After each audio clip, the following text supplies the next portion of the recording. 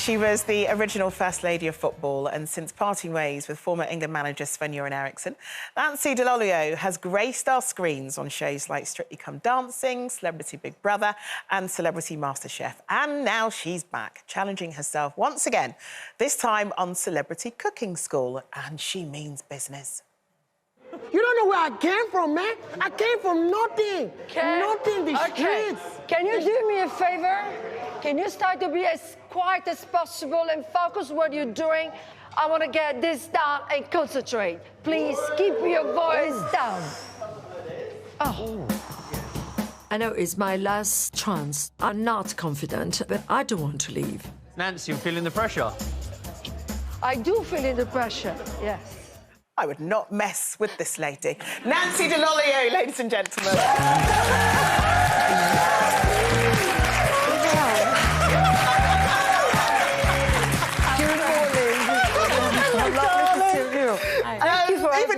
Even you're laughing at that. Well, yes, definitely I'm laughing, of course, but just watching, I can't believe it, the boys were terrible, yeah. As always they do. Do you do a lot of cooking at home? Oh, yes. As you can see, it's my... Your nose is growing. I don't make an excuse of this. I would say I'm working for the lobby of restaurateurs. So one thing I learned from this, that I have to keep going to go to the restaurants. That's for sure. But I can just manage the basic things. But I never said that I'm a great cook, and I'm. You're Italian, sure you make really good pasta. All this. Things in Italian doesn't matter. Is the fact that I do love food, I eat well, but I don't have the passion. That is the point. Yeah. And everything else, if you don't really enjoy doing something, and cooking is art, I do prefer somebody's doing for me. Yeah, or if there is necessarily, I can make something. Yes. So your family, I'm interested to know whether your family sort of take the mickey out of you for not being able to cook, or do they have a go at you? Yes, but actually, my father was keeps saying to my mother, she did insist she has to be teaching me more. But I always had somebody was cooking, and even when I was chair during the university, somebody else was cooking for me. So I always had an idea. Something about surviving. So, yes, I could learn even better because my mother was a fantastic cook, even my father too. So it is in Italian, due to the fact that the meals are very important, especially yourself by fresh ingredients. And I don't mind to go food shopping. That's what I do like. But you just don't like cooking food? I don't like cooking food. I'm with you. I'm with you. Now, I mean, you were first thrust into the spotlight here when you first started dating Sven, and we've called you before the First Lady of Football. Did you ever imagine the reaction that the general public would have towards you when you were thrust into the limelight? No, of course not. But that was huge impact. That's why we're still talking as well. Because we've been told, and he's been told, especially Sven, there was how they call the impossible job to be the national coach of the England band. But the attention, we were not prepared. But I realized this much long even before to get in, because since I was at the airport, and when I learned about the news, it was coming. I was in New York for my business trip, and he called me. We're supposed to know 4 of us, 4 people between England and Italy. So he phoned me from Italy and said, well, I signed the contract, but it's absolutely secret.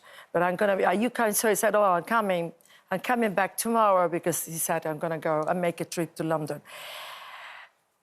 10 minutes after, the Daily Mail was on the phone.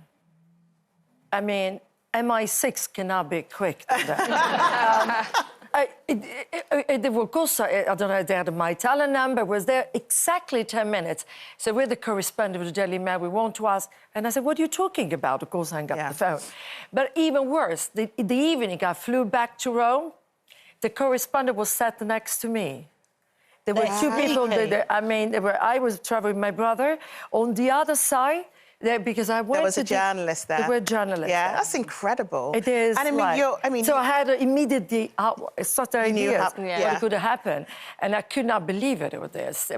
And of course, it's a relationship that we saw a lot of in those 10 years. And, you know, you both were all over the place, weren't you, in terms of press and publicity? But you've spoken to him since he spoke openly about his cancer diagnosis, haven't you? How was it a surprise to you when he was so open about it? No. I knew, I learned a year ago when he was diagnosed, and I know it was serious, but I could imagine this was public when I was very pleased that he decided to go public, because for me he received such incredible support, and I think he made the right decision. I was shocked when I learned the first time that he was seriously ill. But I learned from the press that he had a year. I mean, as a year of his pancreas. So this intensity, it was so seriously. No, I didn't know, and I'm glad that he decided to.